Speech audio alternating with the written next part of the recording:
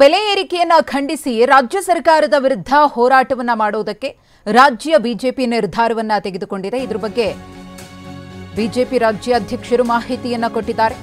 ಬೆಲೆ ಏರಿಕೆಯನ್ನ ಖಂಡಿಸಿ ರಾಜ್ಯ ಸರ್ಕಾರದ ವಿರುದ್ಧ ಬಿಜೆಪಿಯಿಂದ ಹೋರಾಟ.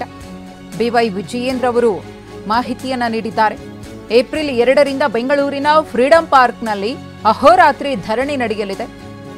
ಪಕ್ಷದ ಶಾಸಕರು, ಸಂಸದರು, ಪರಾಜಿತ ಅಭ್ಯರ್ಥಿಗಳು ಮತ್ತು ಜಿಲ್ಲಾ ಘಟಕದ ಅಧ್ಯಕ್ಷರು ಅಹೋರಾತ್ರಿ ಧರಣಿಯಲ್ಲಿ ಭಾಗಿಯಾಗ್ತಾರೆ ಅಂತ ವಿಜಯೇಂದ್ರ ಮಾಹಿತಿ ಕೊಟ್ಟಿದ್ದಾರೆ. ಏಪ್ರಿಲ್ 5ರಂದು ಎಲ್ಲ ಜಿಲ್ಲಾ ಮತ್ತು ತಾಲೂಕು ಕೇಂದ್ರಗಳಲ್ಲೂ ಕೂಡ ಧರಣಿಯನ್ನ ಮಾಡ್ತೇವೆ ಎಂದಿದ್ದಾರೆ ರಾಜ್ಯ ಬಿಜೆಪಿ ಅಧ್ಯಕ್ಷರಾಗಿರುವ ವಿಜಯೇಂದ್ರ.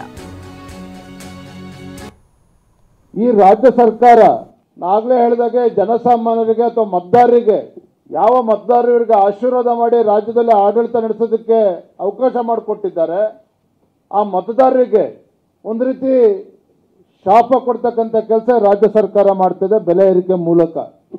ಹಾಗಾಗಿ ಜನಸಾಮಾನ್ಯರು ಪರದಾಡ್ತಾ ಇದ್ದಾರೆ.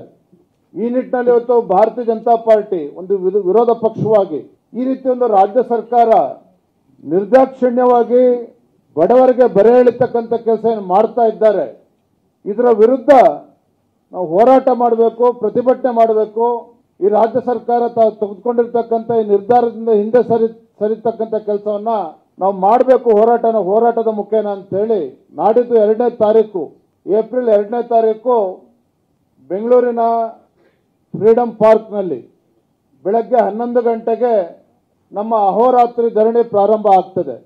ಈ ಒಂದು ಅಹೋರಾತ್ರಿ ಧರಣಿನಲ್ಲಿ ನಮ್ಮ ಪಕ್ಷದ ಎಲ್ಲ ಶಾಸಕರು, ವಿಧಾನ ಪರಿಷತ್ ಸದಸ್ಯರು, ಮಾಜಿ ಶಾಸಕರು, ಮಾಜಿ ವಿಧಾನ ಪರಿಷತ್ ಸದಸ್ಯರು, ಕಳೆದ ವಿಧಾನಸಭಾ ಚುನಾವಣೆಯಲ್ಲಿ ಸ್ಪರ್ಧೆ ಮಾಡಿರ್ತಕ್ಕಂಥವರು, ರಾಜ್ಯದೆಲ್ಲ ನಮ್ಮ ಪದಾಧಿಕಾರಿಗಳು ಮತ್ತು ನಮ್ಮ ಜಿಲ್ಲೆಯ ಎಲ್ಲ ಅಧ್ಯಕ್ಷರು, ಕಾರ್ಯಕರ್ತರು ಕೂಡ ಭಾಗವಹಿಸ್ತಾ ಇದ್ದಾರೆ.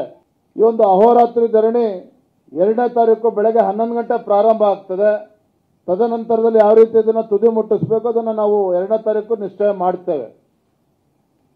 ಅದಾದ ನಂತರದಲ್ಲಿ ಏಪ್ರಿಲ್ 5ನೇ ತಾರೀಕು ರಾಜ್ಯದ ಎಲ್ಲ ಜಿಲ್ಲಾ ಕೇಂದ್ರಗಳಲ್ಲಿ ಮತ್ತು ತಾಲೂಕುಗಳಲ್ಲಿ, ಮಂಡಲದಲ್ಲಿ ಎಲ್ಲ ನಮ್ಮ ಕಾರ್ಯಕರ್ತರು ಬೀದಿಗಿಳಿದು ಪ್ರತಿಭಟನೆ ಮಾಡ್ತಾರೆ, ಹೋರಾಟ ಮಾಡ್ತಾರೆ.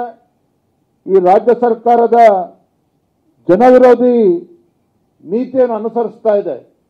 ಇದರ ವಿರುದ್ಧ ಹೋರಾಟವನ್ನು ಭಾರತೀಯ ಜನತಾ ಪಾರ್ಟಿ ಹಮ್ಮಿಕೊಂಡಿದೆ.